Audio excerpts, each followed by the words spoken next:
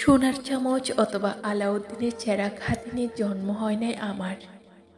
বাস্তবতা কতটা বিচ্ছিরি তা আমি খুব কাছ থেকে দেখেছি, জেনেছি।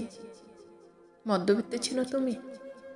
আমি মধ্যবিত্ত পরিবার থেকে উঠে আসা এক ঝড়ের পাখি, যার ডানা ভেঙে যায় ওড়ার আগে। স্বপ্ন জমে জমে বুকের ভেতর পাহাড় হওয়ার আগে কিভাবে জমিনে দাপন করে দিতে হয় তা শিখেছি। স্বপ্নের ভাঙা টুকরোতে হাত পা কাটতে কাটতে আমি জেনেছি মধ্যবিত্তের স্বপ্ন থাকে, কিন্তু পূরণ করার মতো শক্তিসাধ্য কোনোটাই থাকে না। আফসোস নেই, জীবন নিয়ে আফসোস করার সময় নেই। যা আছে তা নিয়ে ৩২ পাটি দাঁত কেলিয়েছি। যা নেই তার জন্য বিন্দু পরিমাণও আক্ষেপ রাখিনি।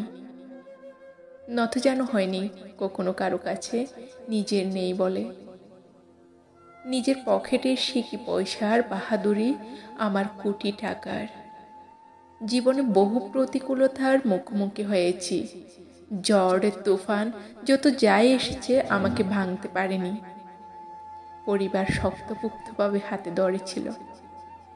মায়ের আদর আর বাবার পিঠে হাত চাপতে সাহসী যুক্তি আমাকে শিখিয়েছে জীবন একটা যুদ্ধ, এখানে লড়তে হয়। আমি নিজেই নিজের ডিফেন্স, নিজেই নিজের বন্ধু, নিজেই নিজের শত্রু। জীবন অনেক কিছু দিয়েছে, আবার ছিনিয়েও নিয়েছে। যেভাবে আছি সেভাবে মায়ের পাতিলের পোড়া ভাত, গোটা পরিবারের ভালোবাসা নিয়ে আলুথালু করে জীবন পার করে দিতে পারলেই শান্তি।